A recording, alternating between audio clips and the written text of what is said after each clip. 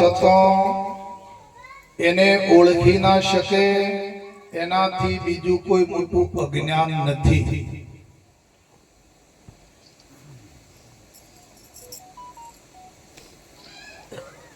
શું કે છે વાક્ય? અંદર કોઈ અવાજ ના કરી ગઈ, કોઈને બોલવા નીકળી એમ કહી દો.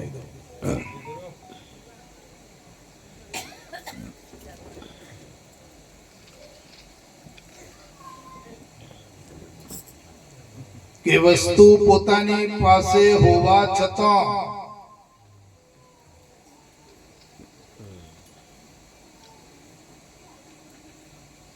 એને ઓળખી ના શકે, એને સમજી ના શકે, એને જાણી ના શકે એનાથી બીજું કોઈ મોટું અજ્ઞાન નથી.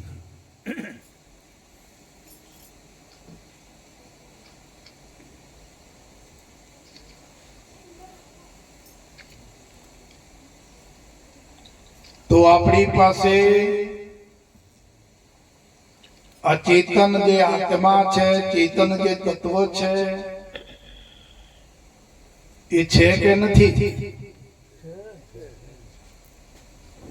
વાતને બરાબર વિચારજો. જો આ ચેતન તત્વ ના હોય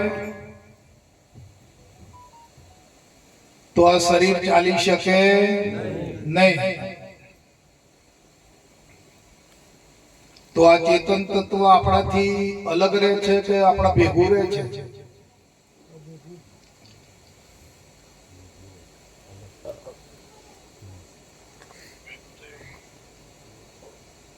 તો આપણી પાસે હોવા છતાં આપણે આ ચેતન તત્વને જો ઓળખી ના શકીએ અને ચેતન તત્વને જાણી ના શકીએ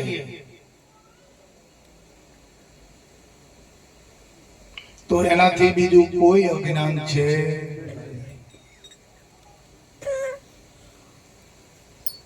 આપણે એને જોઈ શકતા નથી આ ચેતન તત્વને હોવા છતાં આપણી પાસે.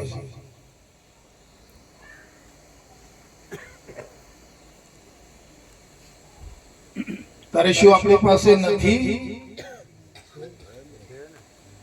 છે એમ નક્કી થાય છે, પણ એને આપણે જોઈ શકતા, એનો અનુભવ કરી શકતા નથી.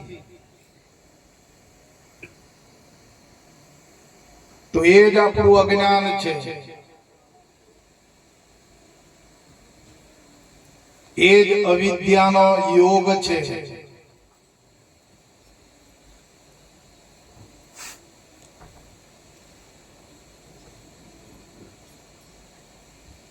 આપણે જ્યારે જન્મ્યા હતા, માના ઉદરમાંથી બહાર આવ્યા હતા, તો આપણને ખબર હતી ખરી કે મારે શરીર છે? વિચારીને જવાબ આપજો.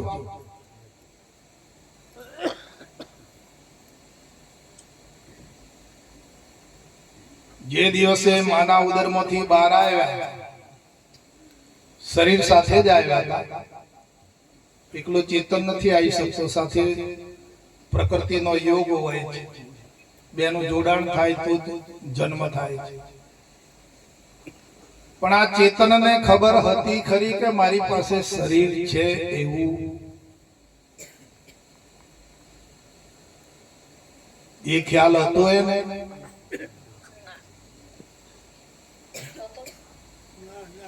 નહોતો. શરીર હોવા છતાં પણ એને ખ્યાલ નહોતો કે મારા શરીર છે. બરાબર વિચારજો. હા, કેમ કે જ્યાં સુધી પ્રગટ જ્ઞાન નહીં મળે ત્યાં સુધી સમાધાન થતું નથી. બાળ્યા વગરનો બ્રહ્મ કથવો એ ડેડા મેડા જેવું છે.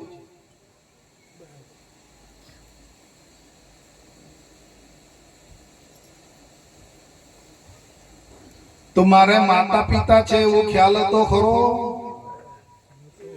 બરાબર ખ્યાલ રાખો, ના કે જો હું ફોફો માર્યો ને તો આ બધું ફોફો મારવાનું જતું રહ્યું, બરોબર જતું રહ્યું.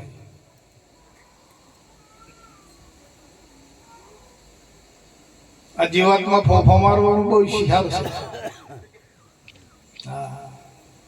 પણ પોતે પોતાને પકડી શકતો નથી, પોતે પોતાને ઓળખી શકતો નથી, અને ફોફો મારવામાં એનું જીવન એને પૂરું કરી નાખ્યું. હા, અજ્ઞાન છે.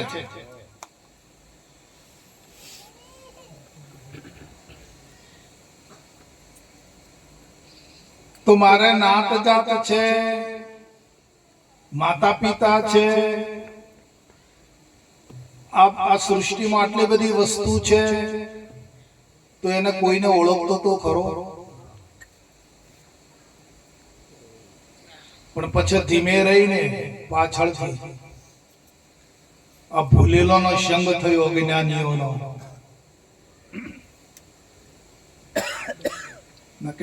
પોતાની અંદર કઈ હતું નહીં. એ શુદ્ધ સ્વરૂપે હતો ખરો, પણ કેવો? શુદ્ધ સ્વરૂપે હતો.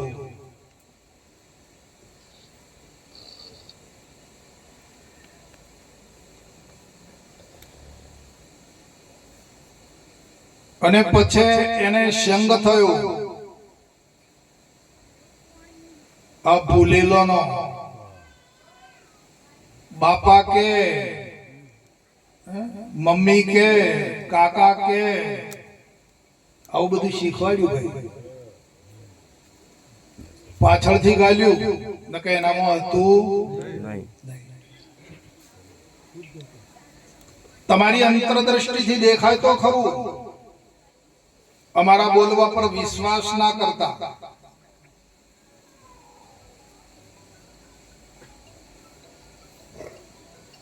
પાછળથી શીખવાડવામાં આવ્યું કે મમ્મી કે, પપ્પા કે, કાકા કે, આટલું આપણું ને આટલું કાકાનું. આપણું નહીં, આ ગામ આપણું, આપણે પટેલ કહેવાઈએ. ચેતન ની અંદર કઈ હતું.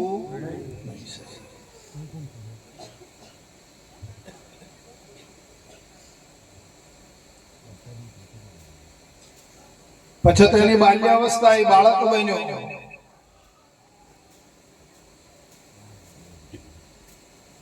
પછી ભણાવવા મોકલ્યો એટલે વિદ્યાર્થી બન્યો.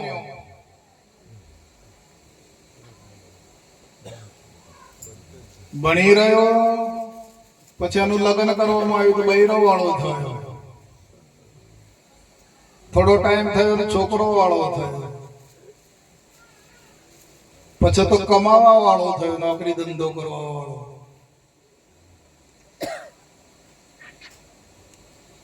એમ કરતા કરતા અજ્ઞાનમાં આ જીવાતમાં ફસાતો ગયો.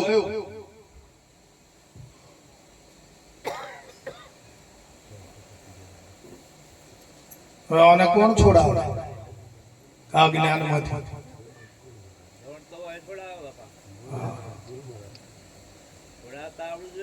અજ્ઞાન અવિદ્યાની અંદર આ જીવાતમાં એટલો બધો ફસાઈ ગયો છે,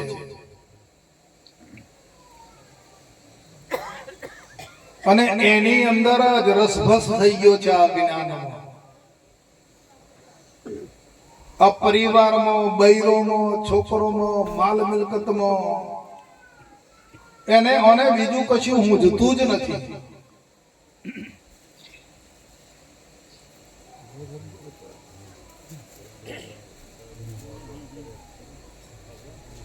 જેમ છોણમાં જેમ કીડા પડ્યા હોય ને, કીડા જેમ છોણમાં ખદબદે ને, એમાં જીવાતમાં આ માયાની અંદર, અજ્ઞાનની અંદર ખદબદી રહ્યો છે.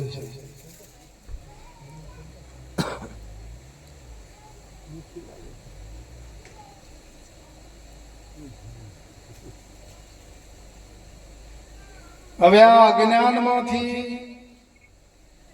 ક્યારે છૂટે અને એને પોતાનું જ્ઞાન થાય કે હું કોણ છું અને આ વળગ્યો એ શું છે?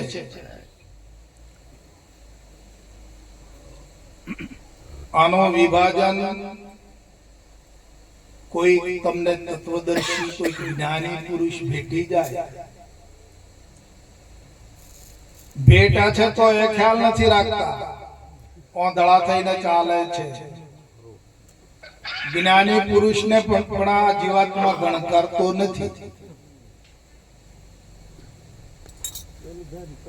હા, કેમ કે આદત પેલી પડી ગયેલી છે એને, અજ્ઞાન નહીં, દેહાધ્યાસ નહીં.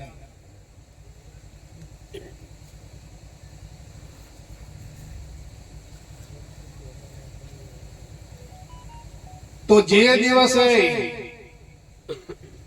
એ પોતે વિચાર કરશે કે મારે આમાંથી છૂટવું છે, આ જ્ઞાન સ્થિતિ છે, અવિદ્યાની સ્થિતિ છે,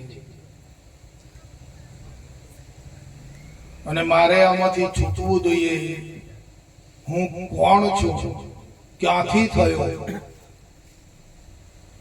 ખરું સ્વરૂપ શું છે મારું,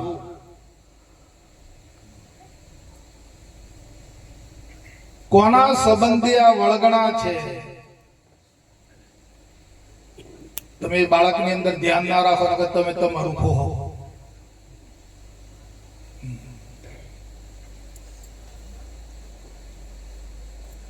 કોણ છું હું, ખરું સ્વરૂપ શું છે મારું, ક્યાંથી થયું, કોના સંબંધે આ બધી વળગણા મને વળગી છે, એને હું રાખું કે પરહરું. આ વિચાર જ્યારે પ્રગટ થશે ત્યારે એ પોતાની શોધમાં લાગશે.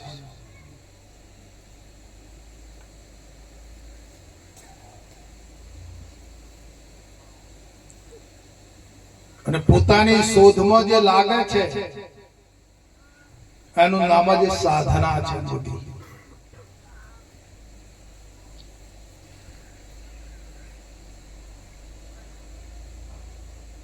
તો આ શોધ કરે તો અવશ્ય આ જીવાત્મા પોતાના નિજ સ્વરૂપને પામે છે.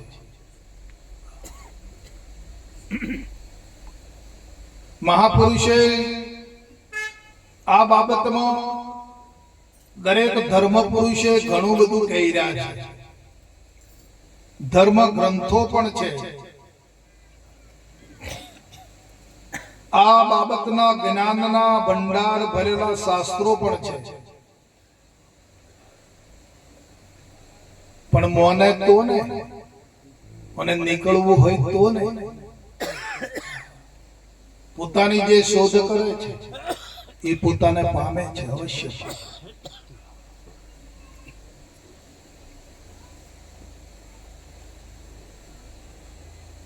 આપણા દેશી ભાષામાં કહીએ કે કોઈને હાફ કેડી ગયો હોય તો બેસી જાઓ સીધા, પલટી વાળી બેસી જાઓ. તમે બીજાનું ધ્યાન બગાડતા ને બેસી જાઓ ઠેકાણે.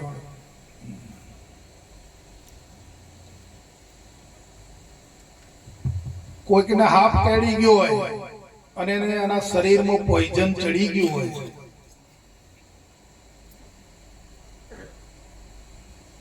તો પછી એને ટેસ્ટ કરવા માટે સાકર ખવડાવવામાં આવે, ખોડ ખવડાવવામાં આવે.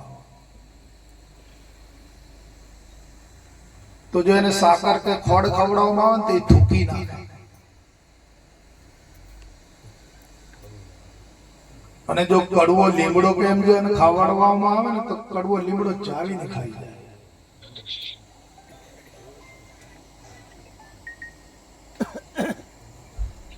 એમ આ જીવાત્માને એવું વિષ ચડી ગયું છે, અજ્ઞાનતાના પોઈઝન ચડી ગયું છે.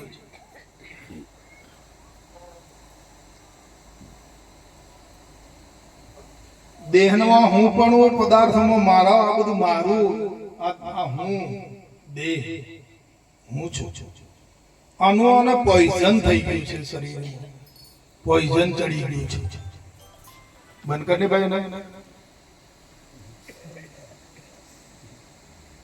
અને હમણાં પેલા 2 કલાક સ્પીચ બંધ કરો તો થાય.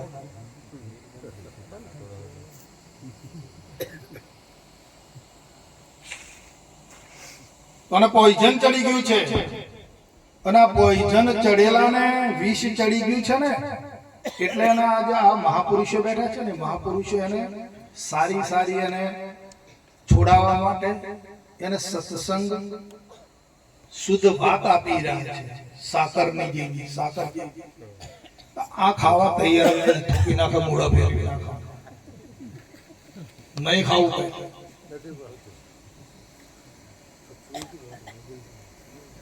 હમણાં નાચ ગાન ને હમણાં વરઘોડાનું કૂદવાનું હોય તો તૈયાર થઈ જાય. હા, ભવાયોનો ખેલ હોય કે મોટું ગમે તો તોતિંગ કર્યું હોય તો હમણાં તો તૈયાર થઈ જાય. પણ સત્સંગમાં તો નથી બને, મોઢું બગાડી નાખે. કેમ? પેલું મોય પોઈઝન ભરેલું છે અંદર, અજ્ઞાનતાનું અવિદ્યાનું પોઈઝન. એટલે આ સાકર જેવી સત્સંગ જે છે, મહાપુરુષોની જે વાણી છે, એ મને ગમતી નથી. અને આને જો હમણાં હાસ્યની એવી તાલબદ્ધ વાત કરવામાં આવે, રાગ રાગીણી વાળી જો વાત કરવામાં આવે તો પેલા બાજુવાળાનું કહે ખબર એ સાંભળવા દે, હમણાં ઉપર જપ.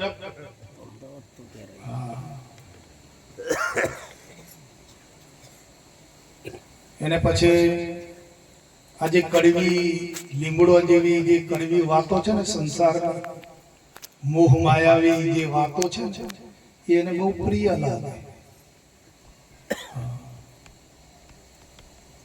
એ ગુરુજી મોહ રૂપિયા મોટો રે ભૂર્યા, એ કરડો રે અમને એ ભારી રે.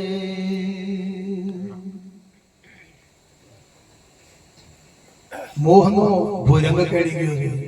કયા પદાર્થ ઉપર મોહ નથી? આ દેહ ઉપર કેટલો મોહ છે, પદાર્થો ઉપર કેટલો મોહ છે.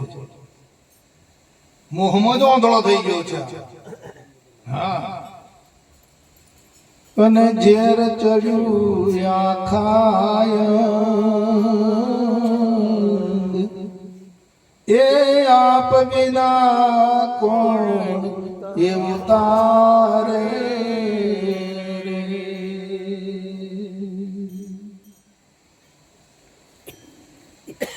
એ ગુરુજી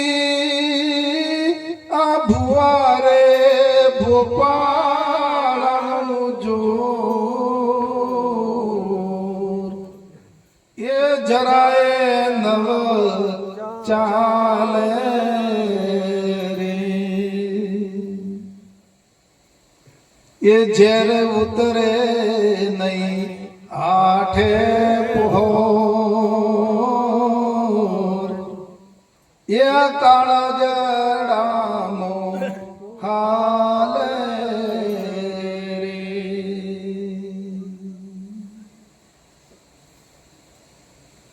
આપ સમાન બળ નહીં ને મેઘ સમાન કોઈ જળ નહીં.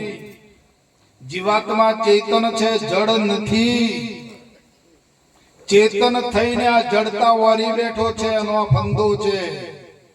એને ચેતનતાનો શેજ પણ જો અણસાર લાગી જાય અને કોક મહાપુરુષનો, કોઈ જ્ઞાની પુરુષનો જો શબ્દ ગ્રહણ કરી લે અને પોતાના ચેતના સ્વરૂપનું એને જો લગની લાગી જાય તો સાહેબ એનો બેડો પાર થાય.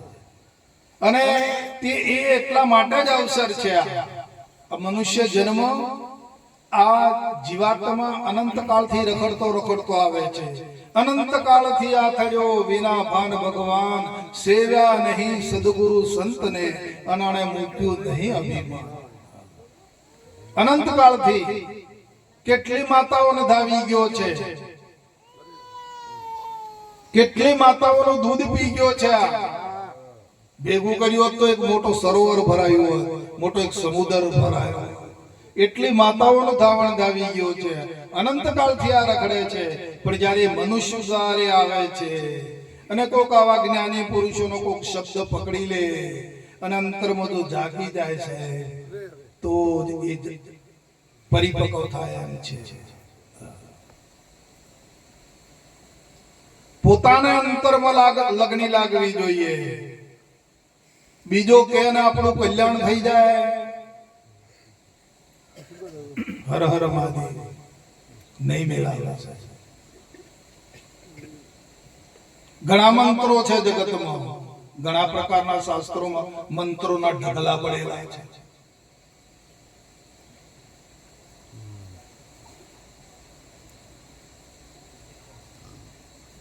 પણ કોઈ મંત્ર તંત્ર કશું કામ નહીં લાગે મારા વાલા. જ્ઞાની પુરુષ પાસે જા અને હું કોણ છું, આ દેહ શું વસ્તુ છે, હું પોતે કોણ છું અને પરમાત્મા કોણ છે, આનો પત્તો મેળવી લે તો તું આ ભવબંધનમાંથી 84 લાખ યોનિમાંથી તું મુક્ત થઈ જઈશ. તે સિવાય બીજો કોઈ રસ્તો છે નહીં. ભગવાન ગીતામાં કહે છે કે સંતો ભક્તો મહંતો ઋષિઓ મુનિઓ મને પ્રિય છે, પણ જ્ઞાની તો કે મારો આત્મા છે.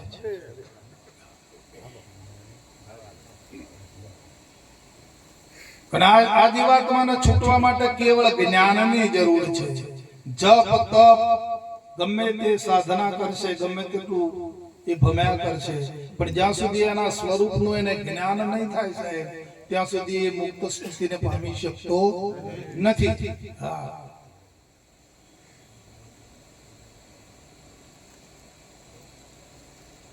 અને છૂટવા માટે તેના પોતાના જ સ્વરૂપનું જ્ઞાન જોઈશે. બીજું જ્ઞાન એને કશું કામ લાગે.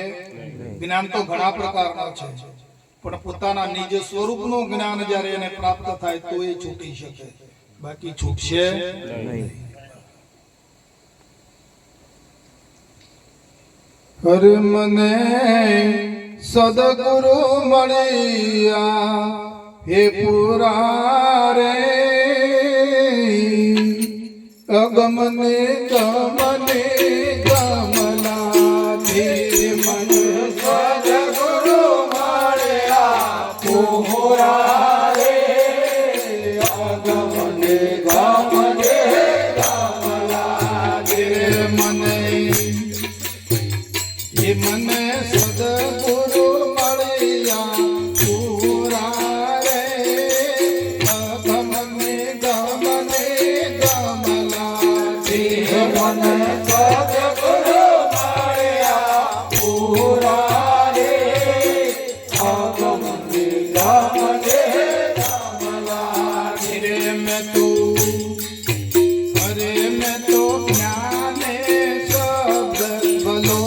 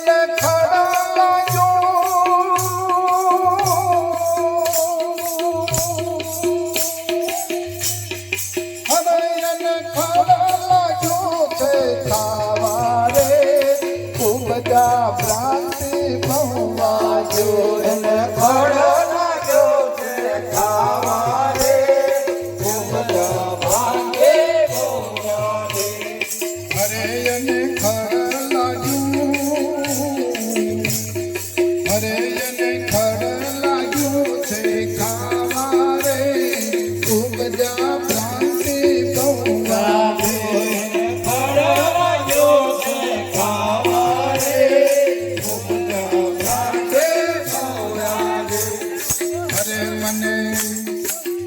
મને સદગુરુ મળ્યા પૂરા રે ગમને ગમલા દેવન સદગુરુ મળ્યા પૂરા રે ગમને ગમલા અરે એને ગુરુ ગમ કોદાળીએ ખોજા રે મૂળ સહિત નાખ્યો ગુરુ ગમ કોદાળીએ ખોજા રે મૂળ સહિત નાખ્યો એને ગુરુ ગમ કોદાળીએ હરે એને ગુરુ ગમ કોદાળીએ ખોજા રે મૂળ સહિત નાખ્યો પારે એને ગુરુ ગમ કોદાળીએ ખોજા રે મૂળ સહિત નાખ્યો પારે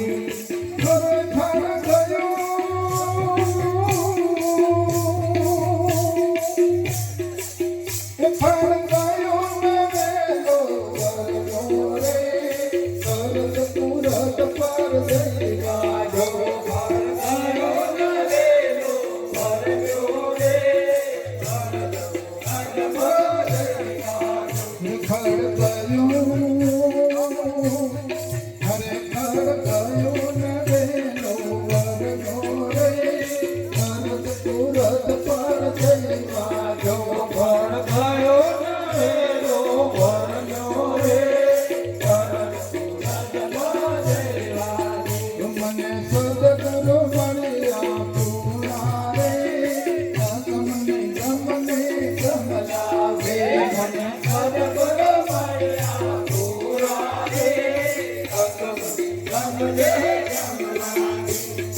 અરે કહે દાસ અનિરત પરમાત્મા રે સતરૂપી ગાટો લાગ્યો કહે દાસ અનિરત પરમાત્મા રે સતરૂપી ગાટો લાગ્યો કહે દાસ અનિરત પરમાત્મા રે સતરૂપી ગાટો લાગ્યો કહે દાસ અનિરત પરમાત્મા રે